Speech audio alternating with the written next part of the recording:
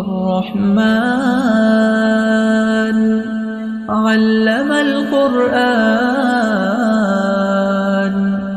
خلق الإنسان علمه البيان. அஸ்ஸலாமு அலைக்கும் வரஹ்மத்துல்லாஹி வபரகாத்துஹு. அளவற்ற அருளாளனும் நிகரற்ற பேரன்புடையனுமாகிய எல்லாம் அல்ல அல்லாஹ்வை போற்றி புகழ்ந்தவனாக ஆரம்பம் செய்கின்றேன். எனதருமை சகோதரர்களே, இஸ்லாமிய மார்க்கம் என்பது வாழ்க்கையினுடைய அனைத்து துறைகளுக்கும் வழிகாட்டக்கூடிய ஒரு ஒப்பற்ற மார்க்கமாக இருக்கின்றது என்று சொன்னால், இந்த ஜும்மாவுடைய உரையில நாம எப்படி அமர்ந்து இந்த பயானை கேட்க வேண்டும் என்பதை குறித்தான வழிகாட்டுதலை நமக்கு மார்க்கம் வழங்கி இருக்கின்றது. ஒருவர் ஜும்மாவுடைய உரையில அமர்ந்து குச்சிகளையோ பொடி கற்களையோ கொண்டு விளையாடுவார் என்று சொன்னால் அவருடைய ஜும்மாவுடைய நன்மை பாழாகிவிடும் என்று அல்லாஹ்வுடைய தூதர் சொன்னார்கள். நல்லா யோசிச்சு பாருங்க, ஏன் இந்த அளவுக்கு ஜும்மாவுடைய ஒட்டுமொத்த நன்மையும் பாழாகிற அளவுக்கு அந்த சகோதரர் என்ன செஞ்சிட்டாரு? இன்னைக்கு வெள்ளிக்கிழமைன்றதை விளங்கி அவர் குளிச்சிருக்கிறாரு, தலைக்கு எண்ணெய் தேய்ச்சிருக்கிறாரு, நல்ல ட்ரெஸ்ஸு போட்டிருக்கிறாரு, சென்டெல்லாம் அடிச்சிருக்காரு, பள்ளிவாசலுக்கு வந்து உட்கார்ந்துட்டாரு, பயானையும் கேட்டிருக்காரு, 2 ரக்காத்து தொழுதும் இருக்கிறார், இவ்வளோத்தையும் பண்ணிட்டாரு. ஆனால் அல்லாஹ்வுடைய தூதர் சொல்றாங்க, ரிஜெக்டட், அவனுடைய ஜும்மாவை ஏற்றுக்கொள்ள மாட்டோம். ஏன்? நீ பாயை போட்டு குச்சியை நோடிக்கிட்டே இருந்த, கல்லை வச்சு விளையாடிக்கிட்டே இருந்த, உன் சிந்தனை இந்த ஜும்மாவில் இல்லை. அதாங்க விஷயம். கல்லோ குச்சியோங்கிறது அதோடைய குறியீடு தான். அதுக்கு பதிலாக ஒருத்தர் ஜும்மாவில் உட்காந்து ஃபேஸ்புக்கை யூடியூப்பை பார்த்துட்டு இருக்காரு, எதையோ நினச்சிட்டு இருக்கிறாரு. மனுஷன்ற அடிப்படையில் கொஞ்சம் செதறதுன்னா அது வேற விஷயம். ஒட்டுமொத்தமாக பயானில் என்ன பேசுகிறாங்கன்ற ஒரு பிரமை இல்லாமல் சிந்தனை முழுவதுமாக சிதறடிக்கப்பட்டு விட்டது என்று சொன்னால் அல்லாஹ்வுடைய தூதர் சொல்லிட்டாங்க, உனக்கு ஜும்மாவுடைய நன்மை இல்லை. ஏன்னா ஜும்மாவுடைய உரை என்பதே ஒரு இபாதத்.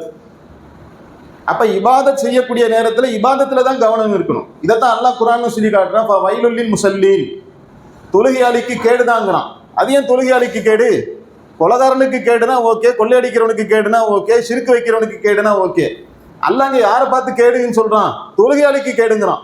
ஏன் தொழுகையாளிக்கு கேடு? அவர்கள் தங்களுடைய தொழுகையில அலட்சியமாக இருக்கின்றார்கள், கவனமற்றவர்களாக இருக்கிறாங்க. அப்ப கவனமற்ற முறையில தொழுதாலும் பிரயோஜனம் இல்லை, கேடுதான். கவனமற்ற முறையில பயான் கேட்டாலும் பிரயோஜனம் இல்லை, கேடுதான். அப்ப நம்முடைய காரியங்கள்ல எதெல்லாம் இபாதத்தாக மார்க்க விஷயமாக இருக்கின்றதோ, எதெல்லாம் நன்மையாக இருக்கின்றதோ அதிலே நாம் கவனமாக அதை செய்தால்தான் அதுல அல்லாஹ் நமக்கு நன்மையை தருவான். கவனம் இல்லைன்னா அதுக்கு பேர் என்ன? அலட்சியப்படுத்துறது, புறக்கணிக்கிறது. என்னப்பா நீ பேசுற பயான் எங்களுக்கு தெரியாதா? எல்லா பயானும் நாங்கள் கேட்டாச்சுங்க, எங்களுக்கு தெரியாத மார்க்கமா என்ற எண்ணம் யாருடைய உள்ளத்துல வந்து விடுகின்றதோ அவர்களால் என்ன செய்ய முடியாது? ஒரு உரையை உட்கார்ந்து நிதானமாக கேட்க முடியாது. அல்லாஹ் சொல்லி காட்டுறான், நீ உபதேசம் செய்வீராக, அஞ்சுபவர் விரைவில் படிப்பினை பெறுவார், துர்பாகியம் உடையவனை அதை விட்டு விலகிக் கொள்வான். அப்போ ஒரு உபதேசம் சொல்லப்படுகின்றது என்று சொன்னால் அது யாருக்கு பயனளிக்கும்? யாருடைய உள்ளத்துல இரையச்சம் இருக்கின்றதோ அவங்க விரைவில் என்ன செய்வாங்க? படிப்பினையை பெற்றுக்கொள்வார்கள். துர்பாக்கியம் உடையவன், அல்லாஹ்வுடைய அருளை விட்டு தூரமானவன், அவன் என்ன செய்வான்? பாக்கியம் அற்று போனவன் அதை விட்டு விலகி கொள்வான். அப்பா பயானோட என்ன செய்யும்? அவருடைய வாழ்க்கை போய்கிட்டே இருக்குமே ஒழிய பயானில் கிடைக்கக்கூடிய படிப்பினையை கொண்டு அவர்கிட்ட மாற்றங்கள் ஏற்படாது. அல்லாஹ் நம்மை அத்தகைய மனிதரிலிருந்து பாதுகாத்து நல்ல உபதேசங்களை கேட்டு நம்முடைய வாழ்க்கையில மாற்றங்களை கொண்டு வர வேண்டும். அதற்காக உங்களுடைய சிந்தனைகளை அங்கும் இங்குமாக சிதற விட்டு விடாமல் ஒருமுகப்படுத்தி கேட்குமாறு கேட்டுக்கொண்டு என்னுடைய உரைக்குள்ளே செல்லுகின்றேன். அன்பார்ந்த சகோதரர்களே, முஸ்லிம் என்றால் யார் என்கின்ற ஒரு தலைப்பு இன்றைக்கு எடுக்கப்பட்டிருக்கின்றது. முஸ்லிம் என்றால் யார் அப்படிங்கிறதுக்கு நாம நிறைய வரைவிலக்கணத்தை வச்சிருப்போம். அல்லது முஸ்லிம் என்றால் யார் என்பதை யோசிக்காமலேயே நம்மள சிலரோ பலரோ முஸ்லீமாக கூட இருந்து கொண்டு இருப்போம் உலக மக்கள்ல. முஸ்லிம் என்றால் யார் என்பதற்குண்டான இலக்கணத்தை யார் சொல்ல வேண்டும் என்று சொன்னால், இந்த மார்க்கத்துக்கு சொந்தக்காரனாகிய அல்லாஹ் தான் நமக்கு சொல்லித்தரோம். இவன் தான் முஸ்லீம், இவன் தான் மூமின், இவன் தான் நம்பிக்கையாளன் என்கின்ற ஆத்தரைஸ்ட் பண்ணக்கூடிய இடத்துல யார் இருக்கிறானா? அல்லாஹ் தான் இருக்கின்றான், அல்லாஹ்வுடைய தூதர் தான் இருக்கின்றார்கள்.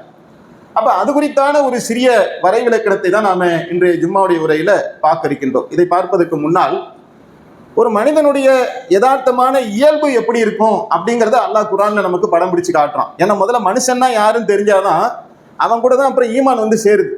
ஈமானை கழிச்சிட்டீங்கன்னு வைங்களேன், இப்போ நம்ம உட்காந்துருக்கோம்ல, நம்மள்கிட்ட இருக்க ஈமானை கழிச்சிட்டோம்னா நம்மள மனுஷனா மாறிடுவோம். மனிதன்கிட்ட ஈமான் வந்து சேர்றதுனால அவன் முஸ்லீமாக மூமினாக அவன் மாறிவிடுகின்றான். அப்ப யதார்த்தமா மனுஷன்னா யாரு அப்படிங்கிறத குறித்து அல்லாஹ் சொல்லி காட்டுகின்றான். 3வது அத்தியாயத்துடைய 14வது வசனம், பிரபலமான வசனம், நீங்க நிறைய பயான்ல கேட்டிருப்பீங்க. பெண்கள், ஆண் மக்கள், சேகரிக்கப்பட்ட தங்கம் வெள்ளி குவியல்கள், உயர் ரகமான குதிரைகள், கால்நடைகள், விவசாய நிலங்கள் ஆகிய ஆசைக்குரியவற்றை விரும்புவது மனிதர்களுக்கு அழகாக ஆக்கப்பட்டுள்ளது. ஒரு மனுஷன் சொன்னாலே இதையெல்லாம் ரொம்ப விரும்புவான். எதையெல்லாம் விரும்புவான்? ஆண் மக்களை விரும்புவான். தங்கம் வெள்ளி, தங்கம் வெள்ளினா இப்போ நீங்கள் காசை கன்வெர்ட் பண்ணிக்க வேண்டியதான், காசு பணத்தை விரும்புவான். உயர் ரக குதிரைகள்னா வாகனங்களாக நீங்கள் புரிந்து கொள்ளலாம், வாகனங்களை விரும்புவான். கால்நடைகள், விவசாய நிலங்கள், கடை தண்ணி, லேண்டு வாங்கி போடுறது, இன்வெஸ்ட்மெண்ட் பண்ணுறது, இதை விரும்புவான். இதையெல்லாம் விரும்புவது மனிதனுக்கு இச்சையாக ஆக்கப்பட்டுள்ளது. இதான் மனுஷன்ட்டான்ல. அப்போ பொம்பளை வாசனைனாலே நமக்கு ஆகாதுப்பா அப்படின்னு எவனா ஒருத்தன் சொல்கிறான்னு வைங்களேன், அவன் ரொம்ப டேஞ்சரான ஆளுன்னு அர்த்தம். ஏன்னா அல்லாவே மனுஷனை அப்படித்தான் ஆக்கியிருக்கேன்னு சொல்கிறான். காசு பணத்தை விரும்புகிற மாதிரி, பொம்பளையை விரும்புகிற மாதிரி, நிலபுலங்களை வாங்கி சேர்க்கிற மாதிரி, தங்கம் வெள்ளி குவியல்களை வாங்கி குவிச்சு வச்சுக்கிற மாதிரியான உள்ள ஒரு இயல்புல தான் மனிதனை அல்லாஹ் ஆக்கியிருக்கின்றான். சரி, இப்படியாகப்பட்ட இந்த மனிதனிடத்துல ஈமான் என்கின்ற ஒன்று நுழைந்தால் ஏற்கனவே இருக்கக்கூடிய இந்த கேரக்டர் என்னவாக மாற வேண்டும் என்று இஸ்லாம் சொல்லுகின்றது. ஒரு விதைக்குள்ள உயிர் இருக்குங்க, ஃப்ரோசன் ஸ்டேஜில் இருக்கு. ஒரு விதை கையில் வச்சு நீங்க மாம்பழம் சாப்பிட்டுட்டு கொட்டையை கீழே போடுறீங்கல்ல, அந்த கொட்டைக்குள்ள ஃப்ரோசன் ஸ்டேஜில் உயிர் இருந்துகிட்டே இருக்கு.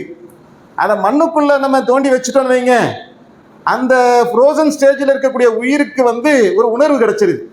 அது என்ன ஆகுதுன்னா, அந்த கொட்டையிலேருந்து வெடிச்சு கொண்டு செடியாகி மரமாகி பூத்து காய்த்து கனி கொடுக்கக்கூடிய ஒன்றாக எப்படி மாறி விடுகின்றதோ, அந்த மாதிரி ஒரு மனிதனிடத்துல ஈமான் என்கின்ற ஒரு உயிரோட்டம் நுழைந்து விட்டால் அது எப்படியெல்லாம் வெளிப்படும்.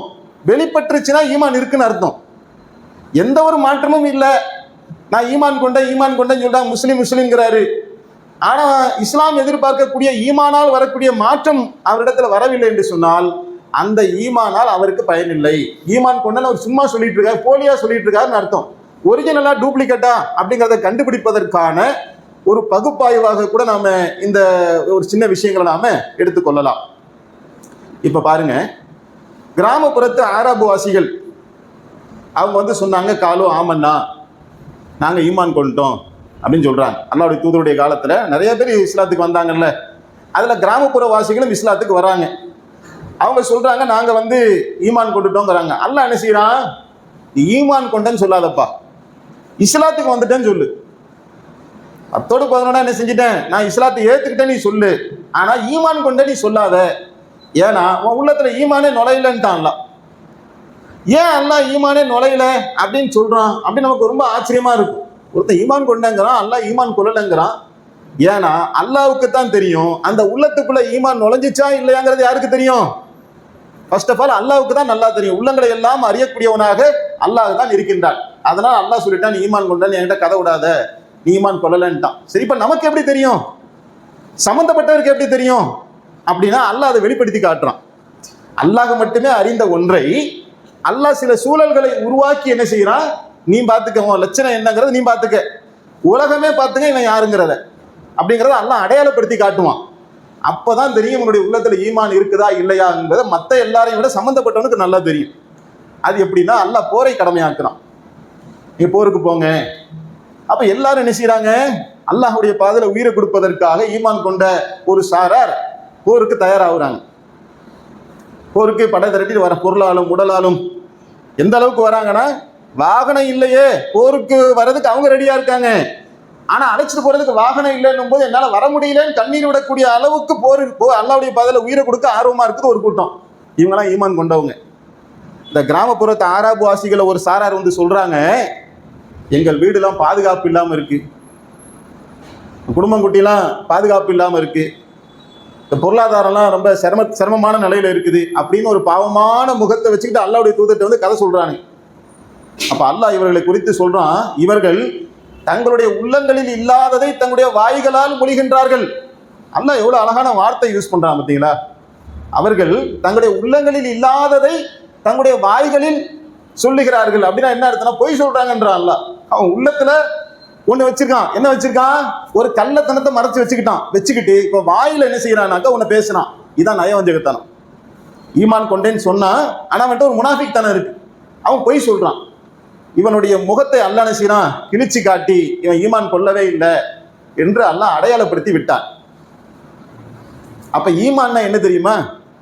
ஈமானுக்கு அல்லாஹ் இந்த இடத்துல என்ன இலக்கணத்தை வைக்கிறான் அப்படின்னா, நீ ஈமான் கொண்டு விட்டாய் என்று சொன்னால் என்னுடைய புறத்திலிருந்து கட்டளை வரும், அந்த கட்டளைக்கு நீ கட்டுப்படணும். கட்டுப்பட்டதான் அதுக்கு பேர் ஈமான். ஏன் இவன் கட்டுப்பட மாட்டேங்கிறான் அப்படிங்கிறதுக்கு தான் 3வது அத்தியாயத்துடைய 14வது வசனத்தை பார்த்து இப்ப அது துண்டா நிக்குதே பாய். இதுக்கு அதுக்கு என்ன பாய் சம்பந்தம்? பயான் ஆரம்பிக்கும் போது அந்த வசனத்தை படிச்சு காமிச்சிங்களே அப்படின்னா அவன் மனுஷனா இருக்கான்னு அர்த்தம். ஏன் மனுஷன் எதை நேசிப்பான்? மனைவியை நேசிப்பான், பெண்களை நேசிப்பான், பொருளாதாரத்தை நேசிப்பான், குடும்பத்தை நேசிப்பான், காசு பணத்தை நேசிப்பான், நகை நட்டை நேசிப்பான், வியாபாரத்தை நேசிப்பான், தன் உடலை நேசிப்பான். இதெல்லாம் நேசிப்பதுதான் மனிதனுடைய இயல்பு. அவங்கள அதைத்தான் நேசிக்கிறாங்க. என் குடும்பம்லாம் பாதுகாப்பு இல்லாமல் இருக்குது, சண்டைக்கு வந்தா எல்லாத்தையுமே சொல்லுவான், சண்டைக்கு வந்தா கை போயிடும், கால் போயிடும், செத்து போயிட்டானா என் குடும்பத்தை யாரு பார்க்கறது, அடிப்படும், வலிக்கும், அதையெல்லாம் யோசிக்கிறான். ஓ, இதெல்லாம் நம்ம போனோம்னா இவ்வளவு சிரமத்தை அனுபவிக்க வேண்டியது வருமா? அப்ப 2 பொய்யை சொல்லி விட்டோம்னா வேலை முடிஞ்சு போச்சு. அப்ப அவருடைய உள்ளத்துல ஈமான் நுழையவில்லை, அவன் மனிதனாகத்தான் இருக்கின்றான். ஈமான் நுழைந்தவர்கள் அழகா வந்துட்டாங்களே, பொண்டாட்டி பிள்ளை என்ன பாதுகாக்கிறது அல்லாதான்ப்பா, என் பொண்டாட்டி பிள்ளைங்களும் அல்லாஹ் பாதுகாப்பான். நான் என் பொண்டாட்டி பிள்ளைங்க மீது வைத்திருக்க கருணை விட என் இறைவனின் பிள்ளைகள் மீது, என் மனைவி மீது வைத்திருக்கக்கூடிய கருணை அளப்பரியது. என் உடல் வேறாக உயிர் வேறாக போனாலும் கூட அல்லாஹ் என்ன உயிர் கொடுத்து எழுப்பி விடுவான் மறுமையில. அல்லாஹ் எனக்கு பெரும் பாக்கியத்தை தருவான். சரி, நான் வாழ்றேன்ப்பா, உயிர் வாழ்றேன். எவ்வளவு நாளைக்கு வாழ்வேன்? இன்னைக்கு வாழ்றேன், நாளைக்கு வாழ்றேன், நாளை கழிச்சு என்னைக்கு ஒரு நாள் சாத்தனப்பா போறேன். 5 வருஷம் 10 வருஷம் ஏதோ ஒரு நாள் இந்த உலகத்தை விட்டு நான் மரணிக்க போறேன். அது அல்லாஹ்வுடைய பாதையில மரணிச்சுட்டு போறேனே. பிறப்பும் ஒன்றுதான், இறப்பும் ஒன்றுதான் இந்த உலகத்துல. அந்த இறப்பு அல்லாஹ்வுக்காக இருந்தால் மறுமையில எனக்கு பெரிய பாக்கியம் இருக்கும் என்று அல்லாஹ் சொன்ன அந்த மறுமை வாழ்க்கையை அவங்க நம்பியிருக்காங்க உள்ளத்துல. பலல் ஆகிரத்த ஹைருல்லக மினல் ஊலா, இந்த உலக வாழ்க்கையை விட மறு உலக வாழ்க்கை மேலானது என்று ரப்புல் ஆலமீன் சுப செய்தி சொன்னான். அதை உள்ளத்துல ஏந்தி கொண்டவர்கள் இறைவா உன்னுடைய பாதையில நாங்கள் வருகின்றோம் என்று களத்துல குதிச்சிட்டான். இவன் ஏமாத்திக்கிட்டே திரியறான், பொய் சொல்லிக்கிட்டே திரியறான். மனுஷர்களை ஏமாத்தலாம், அல்லாஹ்வை ஏமாத்த முடியுமா? அல்லாஹ் அவன் முகத்திரையை கிழிச்சு இவன் அயோக்கிய பையன்ட்டு அல்லாஹ் அடையாளம் காட்டிட்டான். இது ஒரு சம்பவம். இதையெல்லாம் பார்த்து நம்மளோட இதை இணைக்கணும், அதை பின்னாடி நம்ம பார்ப்போம். 2வது என்ன அப்படின்னாக்கா, ஹிஜ்ரத் செய்ய சொல்லி அல்லாஹ் கட்டளை இட்டான். போர் செய்ய சொல்லி வந்த கட்டளைகள் ஒரு பக்கம். அதே மாதிரி ஒரு கட்டத்துல இந்த போருங்கிறதுலாம் எப்ப கடமையாச்சுன்னா மதீனாவுக்கு போன பிறகு தானே கடமை. அதுக்கு முன்னாடி என்ன கடமையாகுதுன்னா ஹிஜ்ரத் தான் கடமையாகுது. மக்கால இருந்து ஹிஜ்ரத் பண்ணி போங்க, உங்க ஈமானை நீங்க பாதுகாத்துக்குங்க. இங்க ஒரே அடி உத துன்பம் கஷ்டம், அல்லாஹ்வுடைய உதவி வராதான்னு கண்ணீர் வடிக்கிறாங்க ஈமான் கொண்டவர்கள். அல்லாஹ் ஹிஜ்ரத் பண்ண அனுமதி கொடுத்துட்டான். ஹிஜ்ரத் பண்ணுங்கன்னு சொன்ன உடனே ஈமான் கொண்ட எல்லாருமே ஹிஜ்ரத் பண்ணிட்டாங்களா? அன்பார்ந்த இடந்தருமை சகோதரர்களே, ஈமான் கொண்டவர்கள ஒரு சாரார் தான் ஹிஜ்ரத் பண்ணாங்க, ஒரு சாரார் இங்கே உட்கார்ந்துட்டாங்க. அந்த ஒரு சாரார் அல்லாஹ்வுடைய பாதையில பயணித்து என்ன செய்றாங்க, மதீனாவை போய் அடைந்து விட்டார்கள். ஒரு சாரார் ஹிஜ்ரத் செய்யவில்லை. ஏன் செய்யவில்லை? திருப்பி அந்த 3வது அத்தியாயத்துடைய 14வது வசனத்துக்கு வந்துருங்க. இங்கேதான் நிலபோலன் இருக்கு, வியாபாரம் இருக்கு. புருஷன் நான் இஸ்லாத்தை ஏத்துக்கிட்டேன், பொண்டாட்டி இஸ்லாத்தை ஏத்துக்கல, பொண்டாட்டியை விட்டு பிரியணும், பிள்ளையை விட்டு பிரியணும், வியாபாரத்தை இழக்கணும், பிறந்த ஊரை இழக்கணும், இன்னொரு நாட்டுக்கு நான் அகதியாக போறேன்னு அங்க எனக்கு என்ன மதிப்பு கிடைக்கும், மரியாதை கிடைக்கும், என்ன வாழ்க்கை கிடைக்கும் தெரியாது, வீடு கிடைக்குமா தெரியாது, தெருவில் கிடப்பனா தெரியாது, என் வாழ்க்கை என்ன ஆகுவது?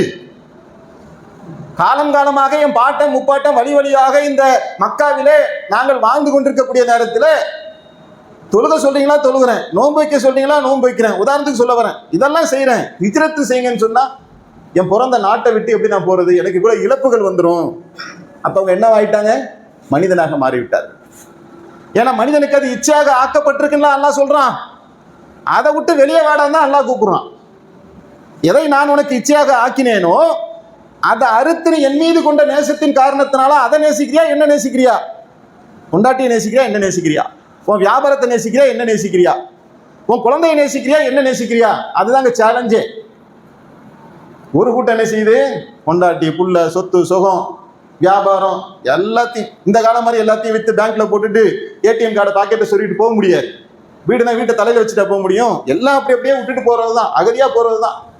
கொஞ்சம் தங்கம் இருந்தா இந்த காலத்தை தங்கத்தை வேணா கொண்டு போக முடியுமே ஒழிய சொந்த பந்தங்களை விட்டுட்டு போறதுக்கு இணையான ஒரு சோகம் ஏதாவது இருக்குமாங்க? நீங்க யோசிச்சு பாருங்க. இப்ப கோயம்புத்தூர்ல இங்க எல்லாரும் உட்கார்ந்துருக்கீங்களே, ஒரே நாள் ஒரு உத்தரவு வருது, எல்லாம் இங்கிருந்து சென்னைக்கு கிளம்பி போகணும்னா அது எவ்வளவு பெரிய மனவேதனை. நடத்திக்கிட்டு இருக்க ஒரு வீட்டுல இருக்கிறவங்க வீட்டை காலி பண்ண சொல்லிடுவாங்க. பக்கத்து தெருவில் வீடு இருக்கும், அதுக்கே கண்ணீர் விட்டு உட்கார்ந்துட்டு இருப்பாங்க. நம்ம வீடுகள்ல எங்க வீட்டை காலி பண்ண சொல்லிட்டாங்க. என்ன காலி பண்ண என்ன, பக்கத்து தெருவில் வீடு இருக்கு, அதுக்கு போறதுக்கே நம்மள எவ்வளவு பேர் யோசிப்போம். நாட்டை விட்டு போறதுங்கிறது எவ்வளவு பெரிய விஷயம். அதுக்கு ஒரு கூட்டம் தயாராகுது, ஒரு கூட்டம் உட்கார்ந்துருச்சு. அவங்க அதிகம், இவங்க கம்மி, அது வேற விஷயம். உட்கார்ந்துட்டாங்கல்ல. இப்ப வாழ்க்கை என்னாச்சு, அவர்களும் வாழ்ந்தார்கள், இவர்களும் வாழ்ந்தார்கள். இவங்க சாப்பிட்டாங்க, புள்ள குட்டியை பெத்தாங்க. இவங்க அதுக்கப்புறம் முருகனை வணங்கல, சிவனை வணங்கல, இயேசுவை வணங்கல, வேற கடவுளை வணங்கல, லாத்து உசா மனாவை வணங்கல, எதை நோக்கியும் போகல, அல்லாவை தான் வணங்கினாங்க. ஆனால் அல்லாவுடைய உத்தரவுக்கு மாறு செஞ்ச நிலையில வாழ்ந்துகிட்டு இருக்கிறாங்க. ரெண்டு பேருடைய லைஃபும் போகுது. அங்கே ஒரு சாரார் மதீனாவில், இங்கே ஒரு சாரார் மக்காவில். ரெண்டு பேருமே ஈமான் கொண்டவங்க. அவங்களும் மௌத்தா போறாங்க, இவங்களும் மௌத்தா போறாங்க. மௌத்தா போகும்போது மலக்குமார்கள் வந்துட்டாங்க, ரூஹை கைப்பற்றுறாங்க. முகங்களிலும் முதுகுகளிலும் அடித்து அவருடைய ரூஹுகளை மலக்குமார்கள் பறிக்க பார்க்கிறார்கள். அந்த நேரத்தில் கான்வர்சேஷன் நடக்குது. அந்த கான்வர்சேஷன் உலகத்தில் இருக்க நமக்கு கேட்காது. மரணிக்கக்கூடியவர்களுக்கும் மரண தருவாயில் இருக்கக்கூடியவர்களுக்கும் மௌத்தை கைப்பற்ற வரக்கூடிய வானவர்களுக்கும் இடையில நடக்கக்கூடிய கான்வர்சேஷன், உரையாடல். அவங்க கேட்கிற கேள்வி என்ன தெரியுமா, நீங்கள் ஏன் ஹிஜ்ரத் செய்யவில்லை?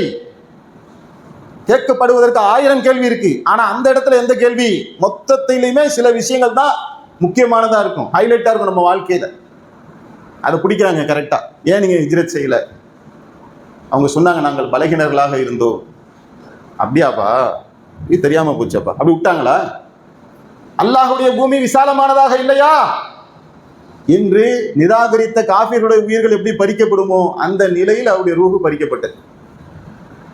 அப்ப அவங்க கொண்ட ஈமான், ஏற்கனவே லாத்து உஸா மனாவை எல்லாம் வழங்கி கொண்டிருந்தவர்கள், ஷிர்கிலே ஊறி திரைத்தவர்கள், நிர்வாணமாக தவாப் செய்தவர்கள், தண்ணி அடித்தவர்கள், விபச்சாரத்தில் கொடி கட்டி பறந்தவர்கள், அவ்வளத்தையும் விட்டுட்டு ஈமான் கொண்டாங்க.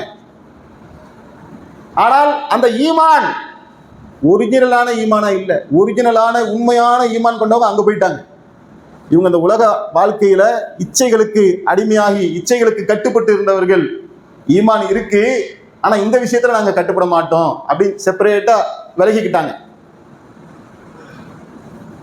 அல்லாஹ் இவர்களுடைய ரூஹை, அந்த ஈமானை அல்லாஹ் ரிஜெக்ட் பண்ணிட்டான். ஓ, இந்த ஈமானை ஏத்துக்கு இவங்க கஸ்டமைஸ் பண்றது மார்க்கத்தை. ஈமான்ல எனக்கு எதெல்லாம் தோதோ அதெல்லாம் நான் உனக்கு கட்டுப்படுவேன், எனக்கு எதெல்லாம் சிரமமோ, என் மனசுக்கு எதெல்லாம் சிரமமோ அதுக்கெல்லாம் நான் வந்து கட்டுப்பட மாட்டேன் அப்படின்னு மார்க்கத்தை 2 கூறா பிரிச்சு, அல்லாஹ் சொல்றதையும் கேட்டுப்பேன், அல்லாஹ் சொல்றதுல எனக்கு பிடிக்காதது சொன்னா கேட்க மாட்டேன். இப்படி மார்க்கத்தை இவர்களே ஒரு கஸ்டமைஸ் செய்து கொண்டார்கள், வடிவமைத்து கொண்டார்கள். நீங்க BMW ஆடி கார்லாம் வாங்க போனீங்கன்னா நீங்க கேட்குற மாதிரி காரை ரெடி பண்ணி கொடுப்பான். என்னப்பா மேல ஒரு ஓப்பன் வச்சு கொடுன்னு கேட்டீங்கன்னு வைங்களேன், கம்பெனிக்காரன் உங்களுக்கு ஓப்பன் வச்சு கொடுப்பான். கார் கண்ணாடி என்ன ஸ்கொயரா இருக்கு, ரவுண்டா வேணும்னு கேட்டீங்கன்னா ரவுண்டா வச்சு கொடுப்பான். இந்த ஸ்டீரிங் வீல் இருக்குல்ல, இது ரவுண்டா இருக்கு, இதை ஒரு அரைவட்டமா போட்டு கொடுப்பான், மேல மட்டும் பிடிச்சுக்கிறேன் அப்படின்னா அந்த மாதிரி போட்டு கொடுப்பான். இதெல்லாம் நீ கார் வாங்கும்போது வச்சுக்கலாமே ஒழிய, இந்த மார்க்கத்தில வந்து கஸ்டமைஸ் செய்து கொள்வதற்கு, எனக்கு தோதுவா நான் மார்க்கத்தை அமைத்துக் கொள்வதற்கு அனுமதி கிடையாது. ஈமான் கொண்டு விட்டேன் என்று சொன்னால் நீ அடிமை, அவன் எஜமானன். அல்லாஹ் எஜமானன், ஏற்றுக்கொண்டவர்கள் அனைவருமே அடிமைகள் தான். அப்ப அடிமையாகிய எனக்கு அல்லாஹ்வுடைய கட்டளைகளுக்கு கட்டுப்படும். அல்லாஹ் எதை ஏவினானோ அதை செய்ய வேண்டும், எதை விலக்கினானோ அதை விட்டு விலகி கொள்ள வேண்டும். இப்படியாப்பட்டவன் தான் அடிமை. அந்த அடிமை வேலையை செய்து காட்டுபவர் தான் ஈமான் உள்ளவர். இதிலிருந்து அவர்கள் நழுவி விட்டார்கள். அவருடைய மரண தருவாய் எப்படி இருந்தது அப்படிங்கிறத நம்மால வரலாற்று ஒளிகளில, குர்ஆனுடைய ஒளியில நம்மால பார்க்க முடிகின்றது. ஆனால் சகோதரர்களை, இன்றைக்கு நாம் என்ன செய்து கொண்டிருக்கின்றோம்? ஈமான் கொண்டோம் என்று சொல்லக்கூடிய நாம், நம்முடைய வாழ்க்கை எப்படி போய் கொண்டிருக்கிறது என்பதை நம்மை நாமே சீர்தூக்கி பார்க்க கடமைப்பட்டிருக்கின்றோம். அது குறித்தான விஷயங்களை இன்ஷா அல்லாஹ் 2வது உரையில பார்ப்போம். அன்பார்ந்த சகோதரர்களே, நம்மிடத்தில் இருக்கக்கூடிய குறைகளை யாராவது சொல்லுவார்கள் என்று சொன்னால், மனிதனாக இருக்கக்கூடிய நாம் அதை பெரும்பாலும் விரும்ப மாட்டோம். வேணா எப்ப பார்த்தாலும் என்ன குறை சொல்லிக்கிட்டே இருக்கான் என்று அவர்களை வெறுப்போம் நம்ம. ஆனால் உண்மையிலே நம்மிடத்தில் அந்த குறை இருக்குன்னு வைங்க, அவர் அந்த உண்மையைத்தான் சொல்லி காட்டியிருக்கிறாங்க வைங்க, அவர் நமக்கு நல்லதை செஞ்சிருக்காரா, தீமையை செஞ்சிருக்காரா? நன்மையை செஞ்சிருக்கிறார். நம்ம வண்டி ஓட்டிக்கிட்டே போவோம், வண்டியில் காற்று இருக்காது. சில பேர் வந்து சொல்லுவாங்க, பாய் வண்டியில் காற்று இல்லாமல் போறீங்க, ஓ நீ என்ன எனக்கு குறை சொல்ற அப்படி நினைப்போமா? ரொம்ப நல்லதுங்க, வண்டியை ஓரம் நிறுத்தி, ஏன்னா நீங்கள் அப்படியே போனீங்கன்னா டயர் கிழிஞ்சிடும், வண்டி கண்ட்ரோல் இல்லாமல் ஆக்சிடென்ட் கூட ஆகலாம். அந்த சகோதரர் நமக்கு நல்லது செஞ்சிருக்கார். அந்த மாதிரி சகோதரர்களை நம்மிடத்தில் இருக்கக்கூடிய சில குறைகளை உரைகளின் வாயிலாக பயான்களின் வாயிலாக சொல்லும் போது நமக்கு சில நெருடல்கள் வரும். அதை தவிர்த்து விட்டு அதில் இருக்க உண்மையை மட்டும் பாருங்க. இன்னைக்கு ஜும்மா பயான் ஆரம்பிக்கும் போது பாதி பள்ளிவாசல் நிரம்பி விட்டது, மீதி பள்ளிவாசல் நிரம்பல. அல்லாஹ்வுடைய உத்தரவு என்ன? ஜும்மாவுக்காக நீங்கள் அழைக்கப்பட்டால் அல்லாஹ்வை நினைவு கூறுவதின் பக்கம் விரையுங்கள். இது அல்லாஹ்வுடைய கட்டளை. இமாம் மிம்பரில் ஏறிவிட்டால் மாணவர்கள் ஏடுகளை மூடி விடுவார்கள். அதுக்கப்புறம் வரக்கூடியவர்களுக்கு ஜும்மாவுடைய நன்மை கிடைக்காது. சரி, இந்த வாரம் கிடைக்கல, அடுத்த வாரம் கடந்த வாரம் காலம் காலமாக ஒரு சாரார் என்ன செய்யறோம்னா ஜும்மாவுக்கு தாமதமாக தான் வந்துகிட்டே இருக்கிறோம். இது அல்லாஹ்வுடைய கட்டளையா இல்லையா? அதுல ரொம்ப பேணுதலா இருக்கணும். ஈமான் இருக்குன்னா அந்த ஈமானை அல்லாஹ்வுடைய உத்தரவோடு என்ன செய்யணும், ஒப்பிட்டு பார்க்கணும். அந்த கட்டளைக்கு கட்டுப்பட்டு சில பேரை பார்க்கிறோம், முன்னாடி வந்தா நமக்கு ஒட்டகம் கொடுத்த நன்மை கிடைக்கும், விரைஞ்சு வராங்க. ஏன்னா அதை அவங்க விசுவாசிக்கிறாங்க, அதை நம்புறாங்க. இரண்டாவது சாரார், எனக்கு மாடு குர்பானி கொடுத்த நன்மை கிடைச்சா நல்லா இருக்குன்னு அவங்க ஓடியாராங்க. ஏன் அவங்களுக்கு வியாபாரம் இல்லையா? அவங்களுக்கு வாய் வயிறுலாம் இல்லையா? பொண்டாட்டி இல்லையா? பிள்ளை இல்லையா? சுகங்கள் இல்லையா? ஆசாபாசங்கள் எல்லாமே இருக்குப்பா, எல்லாமே இருக்கு. முன்னாடி உட்கார்ந்துருக்கும் மனிதர்கள் தான், பின்னாடி உட்கார்ந்துருக்கும் மனிதர்கள் தான். இந்த மனிதனோட ஈமான் சேரு, ஈமான் ஆட் ஆன உடனே நன்மை நோக்கி விரைகின்றார். தாமதமாக வரக்கூடிய எனதருமை சகோதரர்கள் இதை ஒரு குறையாக எடுத்துக்கொள்ள வேண்டாம். நமக்கு நாமே ஒரு சீர்திருத்தத்தை ஏற்படுத்திக்கும். அப்ப ஆரம்பத்துல இருந்து பயான் என்ன சொல்றாங்கன்றதை கடைசி காலம் வரைக்கும் புரியாமையே நம்ம பயான்ல வந்துட்டு போயிடும். 15 நிமிஷம் பயான் போயிரும்ல, 15 நிமிஷம் கழிச்சு வந்தா பயான் என்ன புரியும்? ஒன்றும் புரியாது. அல்லது நம்மகிட்ட இப்படி காரணம் இருக்கணும், பாய் வந்தேன், பாய் வரும்போது என் வீடு தீப்பத்திக்கிட்டு எரிஞ்சிட்டு இருந்துச்சு, அதை அணைச்சிட்டு வர 10 நிமிஷம் லேட் ஆயிருச்சு, ஓகே. வரும்போது காலில் அடிபட்டுச்சு பாய், நொண்டி நொண்டி வந்தேன் கஷ்டப்பட்டு ஜும்மாவுக்கு, ஓகேப்பா அல்லா நாடுனா மன்னிச்சு. அப்படி ஏதாவது இருக்குதா? ஜும்மாவுக்கும் கிளம்புவோம், அப்பதான் பார்த்து ஒரு சைத்தான் வருவான், வாடா மச்சான் டீ குடிக்க வந்தா உட்காந்து டீயை குடிச்சுக்கிட்டு அதுல தாமதம். கடையை மூடுறதுக்குள்ள ஒரு கஸ்டமர் வரும், அதை அட்டன் பண்ணிட்டு இருக்கிறதுக்குள்ள நேரம் போயிடும். இப்படி நம்மை திசை திருப்பக்கூடிய அற்பமான காரணங்களுக்காகத்தான் இந்த தாமதம் இருக்கே ஒழிய அந்த தாமதத்துல அல்லாஹ்விடத்துல பதில் சொல்லக்கூடிய ஏதாவது ஒரு அம்சம் இருக்குதா? அதுவும் இல்லை. இது ஜும்மாவுடைய நிலைமை. அல்லாஹ்வுடைய உத்தரவுகளுக்கு நாம நம்முடைய ஈமான் இருந்தால் அந்த உத்தரவு எப்படி ஆகுன்றதை கவனிச்சு பாருங்க. இப்ப இங்க வந்திருக்கிறவங்கள பெரும்பாலும் யாருங்க?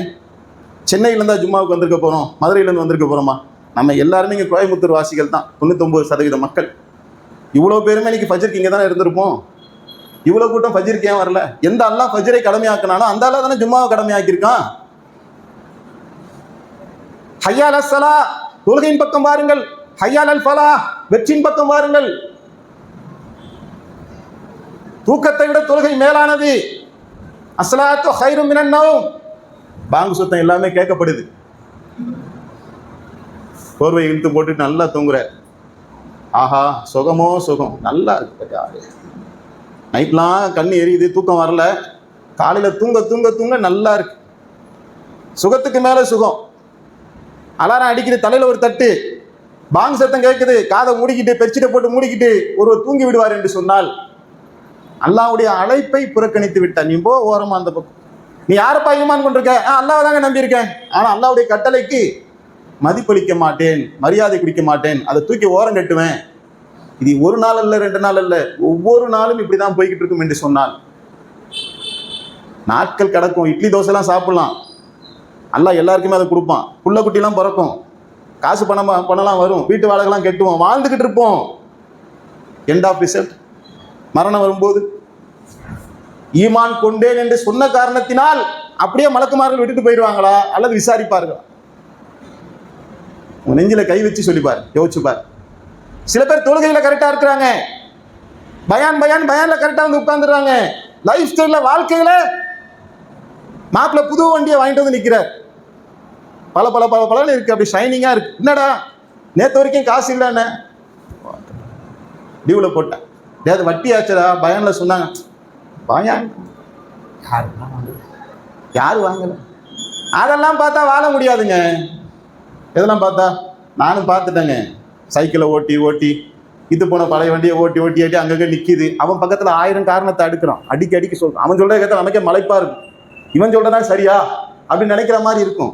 ஆனால் சர்வ சாதாரணமா வட்டியில போய் விழுந்துட்டு ஒரு வண்டியை வாங்கிட்டு வந்தோம், சுகமா இருக்கும். வண்டி ஓட்டும் போது நல்லா ஜம்முன்னு இருக்கும், ஒரு கெத்தா இருக்கும். ஹராம் அல்லாஹ் தடுத்து விட்டான், ஹராமாக்கி விட்டான். அதற்காக என்னுடைய ஆசா பாச நான் கேட்கிறேன், வட்டிக்கு வாங்கி ஒரு வண்டி வாங்க தெரியாத பைத்தியக்காரனாகவா மற்றவர்கள் உட்கார்ந்து கொண்டிருக்கின்றார்கள்? அவனுக்கு அந்த புது வண்டியை வாங்கி ஓட்டும் போது ஒரு ஜாலி கிடைக்குமே, அதை அனுபவிக்க தெரியாதவனா? பைத்தியக்காரனா? உலகத்தை அனுபவிக்க தெரியாதவனா? அடே, உன்னை விட உலகத்தை அனுபவிக்க தெரிந்த அனைத்துமே என்னிடத்துல இருக்குது. என் ரப்பு ஹராமாக்கிட்டான். கத்தம், அந்த வாசலே நான் அடைச்சிட்டேன். வண்டியா போடா, ரேபிடோ போட்டு போறேன், ஓட்ட சைக்கிளை கூட மிதிச்சுட்டு போறேன்டா, கஷ்டப்பட்டே செத்துட்டு போறேன், உனக்கு என்ன? இப்ப என் இறைவன் இதற்கு பகரமாக எனக்கு மறுமையில கூலிய தருமா? சில பேருடைய கடைகளை போய் நீங்க பார்க்கலாம், காத்தாடி போய் கிடக்கும். என் சகோதரனுடைய கடை, அவன்கிட்ட தௌஹீத் இருக்கும், கொள்கை இருக்கும், கடையில சரக்கு இருக்க. என்னப்பா ஒன்றையுமே காணாம? முதலீடு இல்லை பாய், சரக்கு போட்டா ஓடுமே, அதெல்லாம் தெரியும் பாய், ஏதோ இருக்கிறத வச்சு வாழ்ந்துக்கிறேன். பிரியாணியா திங்க முடியல, குஸ்காவா திண்டுக்கிறேன். குஸ்காவா திங்க முடியல, கஞ்சியா குடிச்சுக்கிறேன், தேங்காய் பத்தையை கடிச்சுக்கிறேன் பாய். புள்ள எங்கப்பா படிக்கிறான்? கவர்மெண்ட் ஸ்கூல்ல படிக்க வச்சிட்டேன். மாசம் எவ்வளோப்பா சம்பாதிக்கிற? ஏதோ 10-12 ரூபா கிடைக்கும் பாய். ஏன்பா 5% தரான பேங்க்ல? வேணாம் பாய், ஹராம் வேண்டாம். ஹராமாக வாழ்ந்து சரக்கு போட்டு வியாபாரம் ஓடி கோட்டை ஏறி கொடியை நாத்தி இந்த உலகத்துல என்னுடைய ஆசைகளை எல்லாம் நான் திருப்தி அடைஞ்ச மனோயிச்சின்படி ஒரு வாழ்க்கையை வாழ்றதை விட அல்லாஹ் எனக்கு இந்த கொடுத்த இந்த வாழ்க்கையை நான் பொருந்திக்கிறேன், போதும் நான் நினைச்சிட்டேன். எனக்கு போதும் பாய். இதுக்குள்ள என் பொண்டாட்டி போகும்போது எனக்கு ஊட்டி விடுறான். நேற்று வச்ச சாம்பார் அது சுண்டி போய் இருந்துச்சு, அது கஞ்சியில் கொடுக்குற நடுவில் வச்சு குழி வச்சு அந்த சாம்பார் ஊட்டி நான் சாப்பிட்டேன். எனக்கு என் பொண்டாட்டி ஊட்டி விட்டா, நான் என் பொண்டாட்டிக்கு ஊட்டி விட்டேன். நான் வஞ்சர மீன் வாங்குறது இல்லை பாய், கவலை மீன் தான் வாங்குறேன், மத்தி மீன். அது 20 ரூபாய்க்கு தருவாங்க. அதை முன்னாடி வறுப்பா பாருங்க, வஞ்சர மீன்லாம் தோத்துரும் பாய். அதை நாங்கள் என்ன செய்வோம்னா, காலார ஒரு பார்க்குக்கு போவோம், என் பிள்ளைங்களுக்கு 2 ரூபாய்க்கு வேர்க்கலை வாங்கி தருவேன். எனக்கு என் பிள்ளை வந்து முத்தம் கொடுக்கும், அத்தா வேர்க்கலை சூப்பராக இருக்குதா. உன் பிள்ளை சுவிட்சர்லாந்துக்கு போனால் கூட திருப்தி அடையாது, என் பிள்ளை 2 ரூபா வேர்க்கலையிலே திருப்தியாக இருந்தா. அல்லாஹ் செஞ்ச பாக்கியம் எனக்கு. ஹராமான ஒன்றை செய்து அதன் மூலமாக கும்மாளம் அடிக்க வேண்டும் என்ற அவசியம் எனக்கு இல்லை. அமைதி என்பது, நிம்மதி என்பது அல்லாஹ்வுடைய கரங்களிலே இருக்குது. அவனுக்கு கட்டுப்படக்கூடியவர்களுக்கு அல்லாஹ் பரிசா தருவான். எனக்கு அது அல்லாஹ் தந்திருக்கான், இந்த வாழ்க்கை எனக்கு போதும். அல்லாஹ் நாடி எனக்கு ரிஸ்கை கொடுத்தானே ஓகே, நான் வேண்டாம் நான் சொல்ல போறேன். இந்த கடையை பெரிய கடையாக அல்லாஹ் ஆக்கணும் எனக்கு என்னைக்கு நான் கேட்டுக்கிட்டு தான் இருக்கேன் ரஹ்மான்ட்ட. அவன் கொடுத்தா ஓகே, கொடுக்கல அல்லாஹ் எனக்கு ஏதோ நன்மை வச்சிருக்கான். கடை சுமாராக ஓடுது, மார்க்க பணி செஞ்சுக்கிறேன், ஜமாத்துல பணி செய்கிறேன். நீ எல்லாம் பிசின்னு ஓடி போயிட்டப்பா. வியாபாரம் 1 கடை வச்சேன், 2 கடை வச்சேன், 4 கடை வச்சேன், பல்கி பெருகிட்ட. கேட்டா பிஸியா இருக்கேன், எதுக்குமே வர மாட்டேங்கிறிய. ஜும்மாவுக்கே கேட்டா தானப்பா வர. நான் ஒரு மெகாஃபோன் கூப்பிட்டா வர மாட்டேங்கிற, ஒரு நிகழ்ச்சின்னு வச்சு கூப்பிட்டா வர மாட்டேங்கிற, ஒரு பயானுக்கு நீ வர மாட்டேங்கிற. ஏன்னா நீ எல்லாம் பிஸி ஆகிட்டப்பா. எனக்கு இது போதும். நான் ஏதோ கொஞ்ச நேரம் கடையில் உட்காந்தனா, என் புள்ள குட்டிக்கு பார்த்தேனா, மார்க்க பணி செஞ்சேனா, போராட்டம் ஆர்ப்பாட்டம் பேரணி சமுதாயத்துக்காக பாடுபட்டனா, என் பிள்ளைங்களோட நேரத்தை ஸ்பெண்ட் பண்ணனா, அல்லான்னு கிடந்தனா, நான் இப்படியே போயிட்டு போறோம்மா இந்த உலகத்துல. நீ கெட்டி அழுதுக்குப்பா இந்த உலகத்தை, நீயே நல்லா இருந்துக்க, எனக்கு வேணாம். என் மன இச்சு நான் தூக்கி எறிஞ்சிட்டேன்னு ஒருத்தன் வாழ்றான்னு வைங்களா, அல்லாஹ் அவனுக்கு சொல்லக்கூடிய சுப செய்தி என்ன தெரியுமா? தன்னுடைய மன இச்சின்படியே ஒருத்தன் வாழுகின்றான் என்று சொன்னால் அல்லாஹ் அவனை எப்படி எச்சரிக்கை செய்கின்றான் தெரியுமா? அல்லாஹ் சொல்லி காட்டுறான், அல்லாஹ்விடமிருந்து வந்துள்ள நேர்வழி இல்லாமல் தனது சுய விருப்பத்தை பின்பற்றுபவனை விட மிகவும் வழிகட்டவன் யார்? அநியாயக்கார கூட்டத்தை தவிர அநியாயக்கார கூட்டத்தை அல்லாஹ் நேர்வழியில் செலுத்த மாட்டான். முஸ்லீம் சொல்லிக்கிட்டு, ஈமான் கொண்டவன் சொல்லிக்கிட்டு, அல்லாஹ் சொன்னதையெல்லாம் பார்த்துக்கலாம் பார்த்துக்கலாம் பார்த்துக்கலான்னு ஓரம் தள்ளிட்டு என் மனோ இச்சையின் அடிப்படையில் ஒரு வாழ்க்கையை நான் வாழுவேன்ட்டு முஸ்லீம்களிலே ஒரு சாரார் வாழ்வார்கள் என்று சொன்னால், இந்த சுய விருப்பத்தை பின்பற்றாங்கல்ல, அது அல்லாஹ் சொல்றான், இது வழிகேடுங்கிறான். இது வழிகேடு. ஒரு அடிமைக்கு எப்படி சுய விருப்பம் இருக்க முடியும்? நான் விரும்பினதெல்லாம் எப்படி செய்ய முடியும்? நான் அல்லாஹ்வுடைய அடிமைப்பா. நான் சுய விருப்பத்தை தூக்கி விட்டுட்டு அல்லாஹ்வுடைய வஹீயின்படி என்னுடைய வாழ்க்கையை அமைத்துக் கொண்டேன் என்பவனுக்கு அல்லாஹ் தரக்கூடிய சுப செய்தி என்ன தெரியுமா?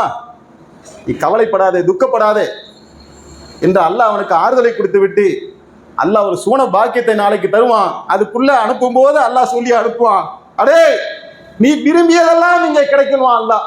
யாரெல்லாம் புது வண்டி கிடைக்குமா? போனா புது வண்டியா? உனக்கு என்ன மாதிரி வண்டி வேணும் பாந்தா எடுத்துக்க போ. அதெல்லாம் பிரியாணி, மந்தி பிரியாணி அதெல்லாம் பார்த்து கேள்விப்பட்டிருக்கேன். எல்லாம் வருது வருமானத்தை அதெல்லாம் சாப்பிடல. இந்தாடா மந்தியை சாப்பிட்டு தொந்தியை நல்லா வச்சுக்கடா போடா. உலகத்துல எனக்காக அல்லா அல்லான்னு கிடந்தியடா, அனுபவிச்சுக்க. இது கரெக்டா இருக்கா? இவனுக்கு சொர்க்கம் கொடுக்கறது கரெக்டா இருக்குதா? என் மனவீச்சின்படி நான் வாழ்ந்து போனா, எல்லா அராத்தையும் செஞ்சு போனா, அல்லாவுடைய கட்டளைக்கு எதுக்குமே அல்லாவுடைய கட்டளைக்கு மாறி செஞ்சு போனா, கொஞ்சம் எனக்கு தோதா 4 கொண்டாடி கட்டிக்க சொன்னா இது நல்லா இருக்குன்னு அதை மட்டும் செஞ்சு போனா, எதெல்லாம் எனக்கு தோதா அதை செஞ்சுக்கிட்டு எதெல்லாம் எனக்கு கஷ்டமோ அதெல்லாம் செய்யாம என் மனம் போன போக்குல ஒரு வாழ்க்கை வந்து அங்க போய் நிப்பனா. யாருலா நீ யாரப்பா வணங்கினேன்? உன்னதான் வணங்கினேன். அது தெரியாத உனக்கே தெரியுமே. அப்படியா? என்ன செஞ்ச? நான் இதெல்லாம் செஞ்சேன். அப்படியா? இந்த போ சொர்க்கத்துக்கு. அல்லாஹ் நுண்ணறிவாளனா இல்லையா? நுண்ணறிவாளன் தானே.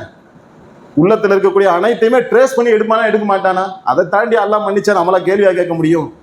எனது அருமை சகோதரர்களே, இந்த ஈமான் என்பது பரிபூரணம் அடையக்கூடிய இடம் எது தெரியுமா? அல்லாஹ்வுக்கு கட்டுப்படும் போதுதான் பரிபூரணம். அந்த இழப்புகள் வரும்போது அது தாங்கி நிக்கணும்.